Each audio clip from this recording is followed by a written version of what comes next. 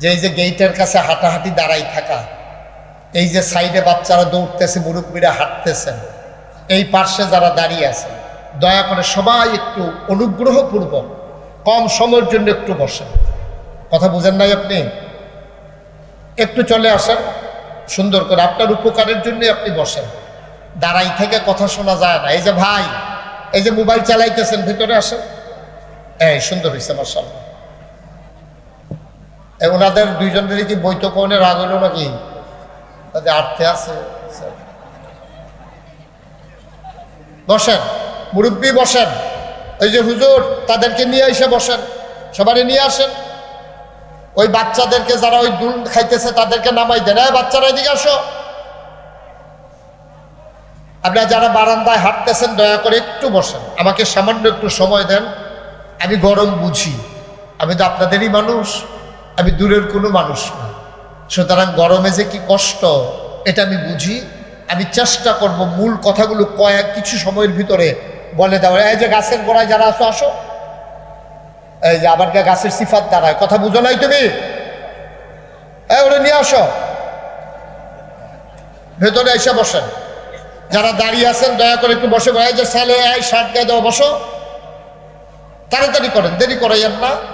যারা আসছেন কষ্ট করে, আপনাকে অসংখ্য ধন্যবাদ।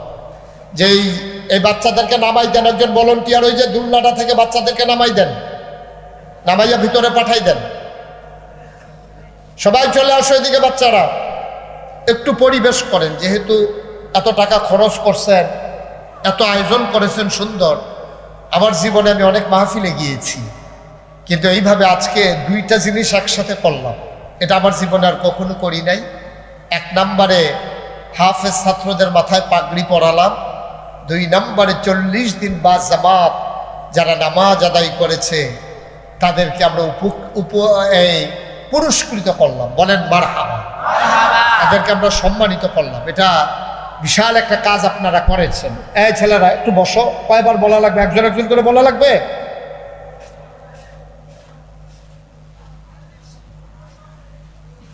এই তো সুন্দর, একটু শুনো। আসছুই যখন কষ্ট করে একটু কথা শুনো। তোমরা যারা ক্যামেরাম্যান আছো আর দাঁড়াবা না, কেউ ফিক্সড করে দিয়ে বসে পড়ো, বিরক্ত করবা না। যারা দাঁড়িয়ে আছেন, রাস্তাঘাটে আছেন, দয়া করে চলে আসেন। একজন ভলান্টিয়ার শুধু গেইটের কাছে দাঁড়াই থাকেন, যেই আসে সাথে সাথে যেন বসাই দেওয়া যায়। আপনারা ফাঁক ফাঁক করে বসেন। কর্তৃপক্ষ অনেক চেষ্টা করেছেন আপনাদের জন্য। এই যে সুন্দর করে ফ্যান দিয়েছেন, ফ্যান দিয়ে একটা অসুবিধা হয়েছে, এই মাঝে দিয়া মাহফিলের মাঝে লোক কম, ফ্যানের কাছে সাইডে গেছে আর কি, ফ্যানের কাছে। তাও বসুক, তাও আছে প্যান্ডেলের ভিতরে। আমাকে একটু সুযোগ করে দিতে হবে। যুবকেরা, কলিজার টোকরারা যারা আসো, বাচ্চারা কথা বলতে চাইলে, এদিক সেদিক ঘুরতে চাইলে তোমরা একটু থামাই দিও, নিজেরা কথা বইল না, একটু সুযোগ করে দাও। তা আমরা কোনোভাবেই একটা সেকেন্ড সময় নষ্ট করতে চাই না। আমরা সরাসরি মূল আলোচনায় চলে যেতে চাই। আল্লাহ যেন কবুল করে, সবাই করে আমিন। আমি সংক্ষিপ্ত আকারে এই কথা বলবো, যেহেতু আজকে আপনাদের জন্যে এই গরমের ভিতরে বসাটা কষ্টকর। তুলনামূলকভাবে গরম আস্তে আস্তে কমতেছে। গতকালকে আমার মাহফিল ছিল আপনার একবারে উত্তর মুরাদনগর, একটা জায়গা আছে আকবপুর, এরপরে কুমিল্লার আরেকটু আছে, এরপরেই ব্রাহ্মণবাড়িয়া শুরু হয়ে গেছে। ওখানে আল্লাহর খাস অনেক লোক হয়েছিল, তবে আপনাদের মতো এত লোক হয় নাই। আপনারা অনেক লোক আসছেন মাশাআল্লাহ। তো পরিশ্রমের একটা ফসল আছে। আমি এই এলাকায় অনেক পরিশ্রম করেছি। ভিরাল্লা, তারপরে পার্শ্ববর্তী সরবাকর, হোসেনপুর, বারেরা, তারপরে বারুর, এই এলাকায় আমি অনেক মাহফিল করেছি। একেবারে আপনার ওই যে ওই পার্শ্বে এই ফুলগাছের থেকে সামনে গিয়া ওই যে ঈদগাহ কি জায়গা, হামলাবাড়ি, তারপরে গিয়া বালিবাড়ি, আরও যেই বাড়ি আছে, চৌধুরী বাড়ি, যত বাড়ি আছে, বালিবাড়ি, হামলাবাড়ি, আরও বাড়ি মনে করেন, ভুইয়াবাড়ি, খানবাড়ি, আপনার যত বাড়ি, এই অনেক মাহফিল আমি করেছি। তো সব জায়গা থেকে কিছু কিছু লোক আসলেও তো বেশি হয়ে যাওয়ার কথা, এটাই হয়েছে আলহামদুলিল্লাহ। আল্লাহ যেন কবুল করে, সবাই করি আমিন। আমি বারবার, এই যে ভাই, এটা মোবাইলটা বন্ধ করেন, দয়া করে মোবাইলটা বন্ধ করেন। রেকর্ড হচ্ছে মোবাইল ইউটিউবে, আপনি পরে যদি ছবি উঠাইতে চান পরে সুবিধা করে উঠাইন। এটা এখন রাখেন, পকেটে রাখেন, একটু মনোযোগের সাথে শুনেন, আমাকে একটু সুযোগ করে দেন।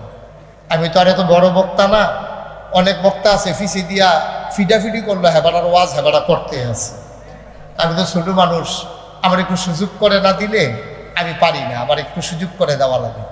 তা আমি জানি, বিশ্বাস করি এলাকার মানুষ ভদ্র মানুষ, আপনারা আলেমদেরকে মেহমানদেরকে ভালোবাসতে জানেন।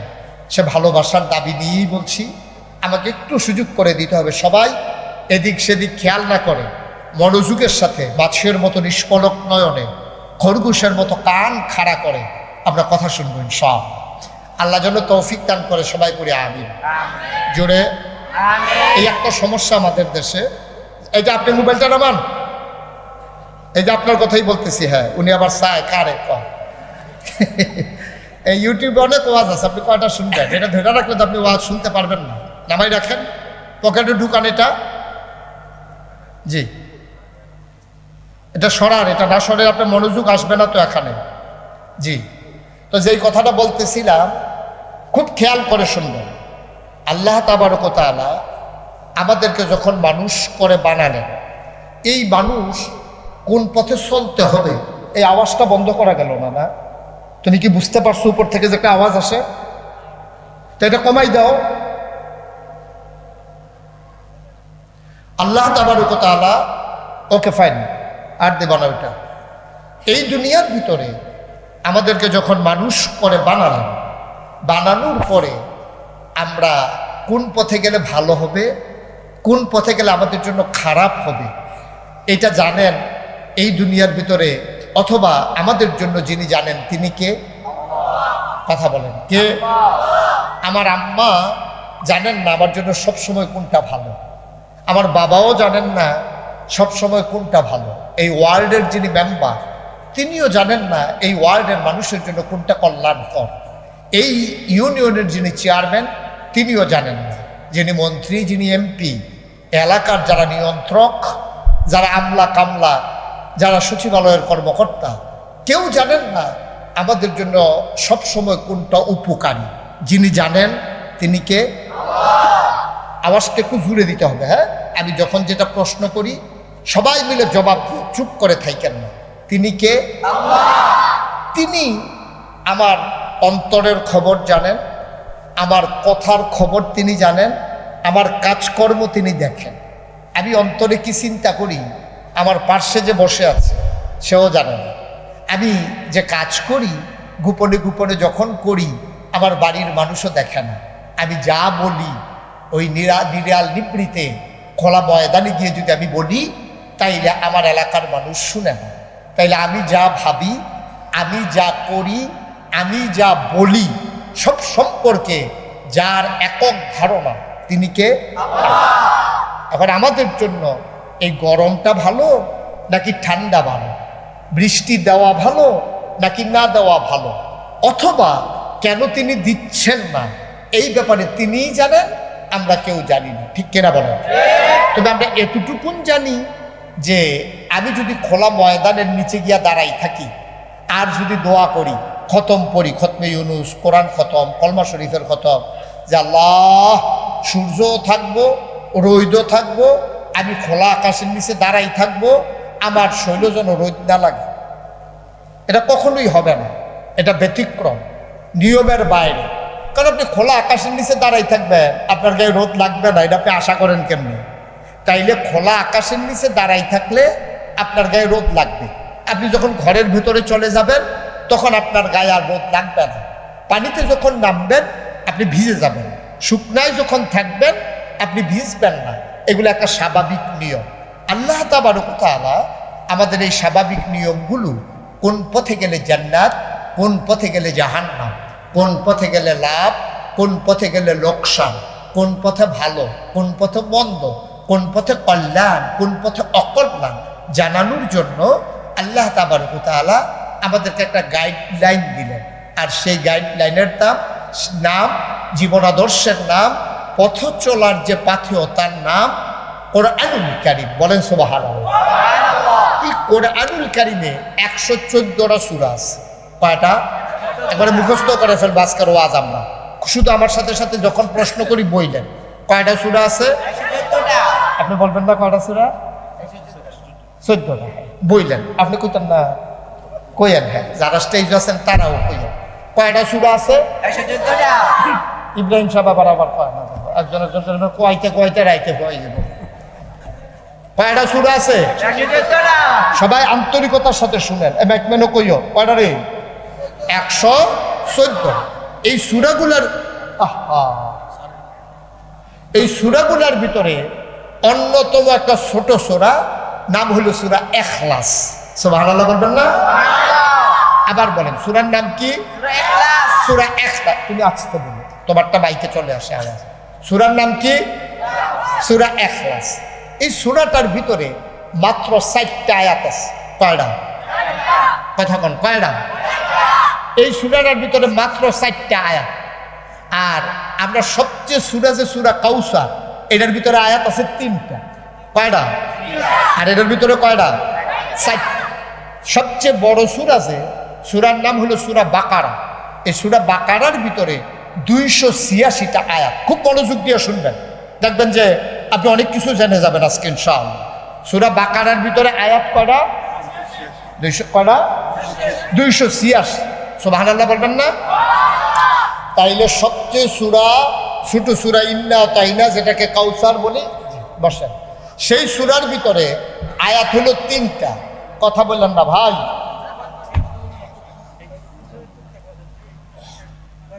যে কথা এই হাফানার দেওয়া হইলো, কথা শেষ করেন। সবচেয়ে ছোট সূরা কি নাম? এই সূরার ভিতরে আয়াত কয়টা? আর আমরা যে সূরা থেকে আজকে আলোচনা করতে চাই সূরার নাম কি? এই ইখলাস সূরার ভিতরে আয়াত কয়টা? সবচেয়ে বড় সূরার কি নাম? এটার ভিতরে আয়াত কয়টা? তাহলে 3টা জিনিস আপনি শিখে ফেলছেন। 3টা জিনিস আপনি শিখে ফেলছেন। এটা আপনি একবারে মুখস্থ করেন।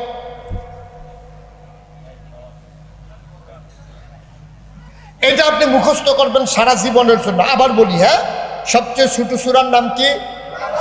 সবাই বলতে হবে। কি নাম? আপনিও কইয়েন, জুড়ে কইয়েন। কি নাম? এটার ভিতরে আয়াত কয়টা?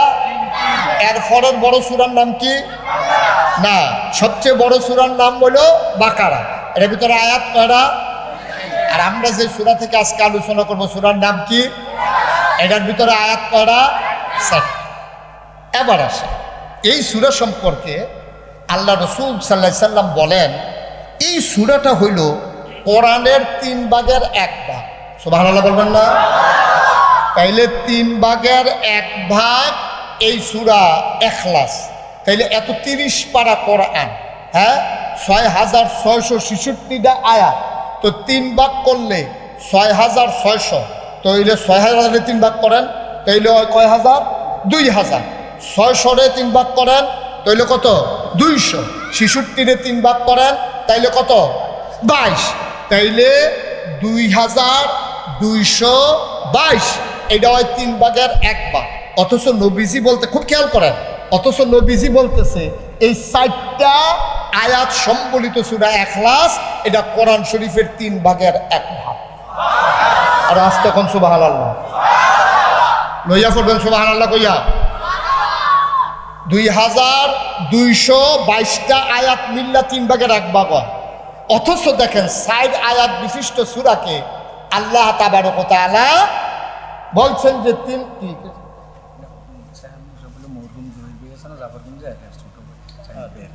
এটা কি এখন আমার কোরআন শরীফের আলোচনা থামাইয়া বলার বিষয়? কেমনে বুঝাইতা? ওনার তো আমি ভালোভাবেই চিনি, ভালোভাবে ওনার বাড়ির কাছে আমি মাহফিল করে আইছি। ওনার বড় ভাইয়ের নির্বাচন করার কথা ছিল, উনি মারা গেছে, পরে উনি করছে। এটাই তো বিষয়টা। মারহাবা কর। ওনার এলাকায় তো আমি মাহফিল, আর এই এলাকা তো আমার এলাকা, আমার ঘর। মারহাবা বলবেন না? জি, এখন কথা বললেন, একটু সুযোগ দেন, আমিন বলেন। তারপরে আমরা চেয়ারম্যান সাহেবের থেকে একটু কথাও শুনবো। চেয়ারম্যান সাহেবের জায়গায় ইনশাআল্লাহ। মারহাবা কর। এটা উনি তো চেয়ারম্যান না নাকি? চেয়ারম্যান, বর্তমান চেয়ারম্যান। এই ইউনিয়নের নাম কি? জাফরগঞ্জ।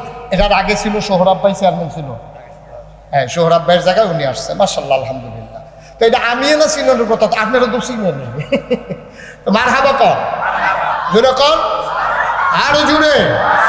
তাইলে এই 4 আয়াত বিশিষ্ট সূরাটা কোরআনের 3 ভাগের 1 ভাগ, সুলুসুল কোরআন, কোরআনের 3 ভাগের 1 ভাগ বলা হয় এই সূরাকে। মুফাসসিরিন কিরাম কোরআন নিয়ে যারা গবেষণা করেন তারা বলেন যে এটা 3 ভাগের 1 ভাগ যে বলা হয় এটা আয়াতের কারণে না, সংখ্যার কারণে না, বড়র কারণে না, পরিমাণের কারণে না। কেন বলা হয়? গোটা কোরআনটার ভিতরে 3টা বিষয় নিয়ে কথা কইছে। ওরা কোরআনটা যদি আপনি বলেন যে নাগেশের পিসা হুজুর পুরা কোরআন শরীফের মূল বিষয়বস্তু কি, তাইলে আমি বলবো 3টা জিনিস। একটা হচ্ছে তাওহীদ, 2 নাম্বার হচ্ছে রিসালাত, 3 নাম্বার হচ্ছে আখিরাত। তাওহীদ মানে আল্লাহ, 2 নম্বরে রিসালাত মানে হচ্ছে নবী রাসূলগণ, 3 নম্বরে আখিরাত মানে পরকাল। তাইলে বলে হুজুর 3টা বিষয় নিয়ে যদি কোরআনে কথা হয় তাহলে বাকি যে আয়াতগুলা এত বেশি বেশি আয়াত, তাহলে 3টা বিষয় বাকি দি কি? বাকি দি হইল এই 3টা জিনিস বুঝানোর জন্য। সুবহানাল্লাহ বলবেন না? বাকি রইল এই বুঝানোর জন্য, এই 3টা জিনিসকে বুঝিয়ে দেওয়ার জন্য বাকি আয়াতগুলো আল্লাহ নাজিল করে দিয়েছেন। বন্ধুরা আমার, ভাইরা আমার, আমার আল্লাহ রাব্বুল আলামিন এই আয়াতে কোরআনের এই সূরা এমনে এমনে নাজিল করেন নাই।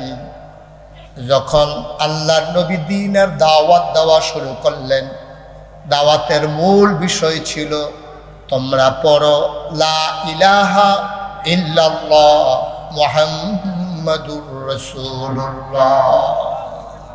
3টা বিষয়, এই মূল বিষয়ে এদিকে এদিকে। আমি তো কথা বলতে বোধহয় পারবো না, না দয়া করে আমাকে ছেড়েই দিতে হবে। আমি বলতে বাইক ছেড়ে দেওয়াই উচিত না?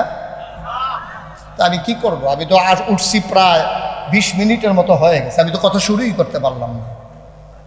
এত নড়াচড়া করলে, এত কিছু করলে তো লাভটা কি মাহফিল দিয়া বলেন? এটা তো জনসভা না ভাই, যে মুখরে চেয়ার দিলে খুশি হইব, মুখরে চেয়ার না দিলে বেজার হইব। এটা তো মাহফিল, যার যেখানে পারে বসে যাবে। এখানে নিয়ে টেনশন করার দরকার নেই, কে আসলো, কে গেল, কে বসলো, কে বসলো না, এটা নিয়ে তো টেনশনের দরকার। এটা কোরআনের মাহফিল, এটা তো জনসভা না যে নেতারে চেয়ার দিছে না কিনে নেতায় রাগ হইয়া কর্মীরা লইয়া বাড়ি গেছে গে হেগুন দিয়া ফিসি দিয়া। বিষয়টা এরকম না তো। এখানে কোরআনের মাহফিল, সব বান্দারা সমান। আমি শুধু একটু উঁচাতে বসা লাগছে যেহেতু আপনারা আমাকে দেখতে পারেন, তাহলে আমি নিচে বসতেই স্বাচ্ছন্দ্য বোধ করি, ভালোবাসি। আলহামদুলিল্লাহ বলে, শুধু আমাকে দেখার জন্য। এটা নিয়ে এত ফর্মালিটি মেনটেনের কোনো দরকার নেই। একটু চুপ করে বসেন, যার ভাল লাগে শুনবে, না ভাল লাগলে চলে যাবে। এটা নিয়ে তো টেনশন করার কিছু নাই। এটা কোরআনের মাহফিলের অবমাননা হচ্ছে। এভাবে বিরক্ত করা, নড়াচড়া করা, দৌড়াদৌড়ি করা, চেয়ার লইয়া টানাটানি করা দরকারটা কি এখানে? একটু মনোযোগের সাথে খেয়াল করেন, সবাই কোন আমিন। আজকে বাংলাদেশে অনেক মাহফিল বন্ধ হয়ে যায়, পোস্টারে কার নাম দেবে কার নাম দেবে না এই বিষয় নিয়ে, ঠিক কিনা বলো? আমি ভুক্তভোগী, আমি জানি সব জায়গার খবর। পোস্টারে অমুকের নাম দিছে, অমুকের নাম দিছে না গেরে, অমুকরা সভাপতি দিল, অমুকরা সভাপতি দিল না গেরে, তারা গোষ্ঠীর কি লাড়ি বেশি না, আমরা লাস্টি কি কম নিহি? মসজিদের ভিতরে অবদান তো আমরা টানা বেশি, হেতারা বাজি দিয়ে সভাপতি হয় কেমনে? টেহাটুহা দিলাম আমরা, হেতারা বাড়ির তারা সভাপতি হইয়া বইয়া থাকে। এবার প্রফেসর হয়েছে দেখে আমরা হালানি গেছি নাকি? এই চলছে কারবার, ঠিক কিনা কর? ধ্বংসের লক্ষণ বেশি সুবিধার না। আপনি কোরআনের মাহফিল, এটাতে পোস্টারের নেতাদের নাম কখনো দিবেন না, দয়া করে আল্লাহর হস্তে এই কাজটা করবেন না কোনোদিন। আর নাম দিতে যাবেন, 2 পক্ষ বেজার হয়ে যাবে, এই দল সেই দল, দলের ভিতরে আবার উপদল। তো একজনকে দাওয়াত দিবেন, আরেকবার আর আগে বইটাই তো স্বাভাবিক। আমরা পরমত সহিষ্ণুতা আমাদের কম, আমরা মানুষকে সম্মান দিতে জানি না।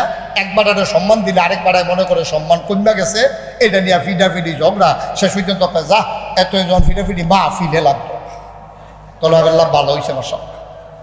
নাউজুবিল্লাহ।